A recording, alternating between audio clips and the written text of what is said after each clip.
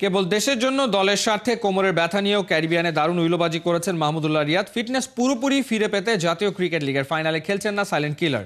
ঢাকা মেট্রোর কোচ মিজানুর রহমান বাবুল জানিয়েছেন, রিয়াদ আসতে না পারলেও দলকে ঠিকই শুভকামনা জানিয়েছেন। মঙ্গলবারের ফাইনালে রংপুরকে হারাতে মরিয়া নাইম শেখের ঢাকা মেট্রো। সিলেট থেকে সাইফুল রূপকের পাঠানো রিপোর্ট।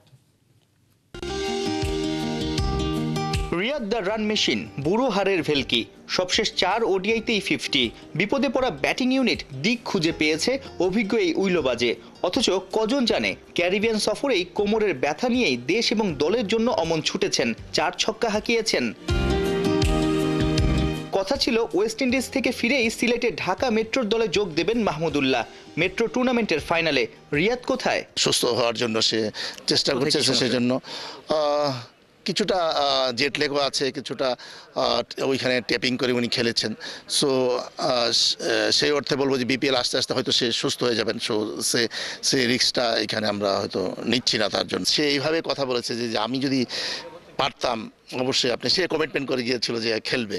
সো সে যখন এইভাবে বলেছে আমি তাকে আর ওইভাবে রিকোয়েস্ট করিনি। ট্যাপিং করে ব্যাটিং করে এইভাবে একের পর এক ম্যাচে সবগুলো ম্যাচে 50 হাঁকিয়েছেন ওয়ানডেতে। এটা তো অনস্বীকার্য। বাংলাদেশের যদি বলি যে ওয়ান অফ দ্য বেস্ট ব্যাটসম্যানের মধ্যে মাহমুদুল্লাহ একজন, এবং ফিনিশার বলা যায়। ঘরোয়া লিগের ওস্তাদ মিজানুর রহমান বাবুল বড্ড আন্ডাররেটেড।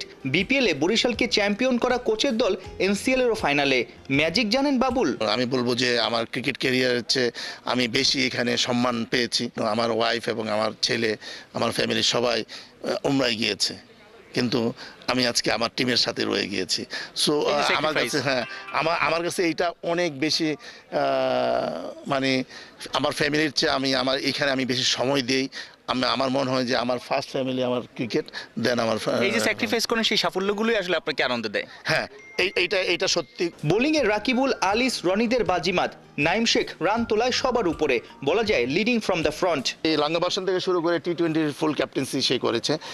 আমি বলবো যে ক্যাপ্টেন হিসাবে তার চিন্তাভাবনা খুবই ভালো, এবং সে তার বোলিং চেঞ্জিং এবং ফিল্ড প্লেসিং অসাধারণ, এবং তার সাথে যে আমার একটা আন্ডারস্ট্যান্ডিং কোচের সাথে ক্যাপ্টেনের, এটা খুবই ভালো।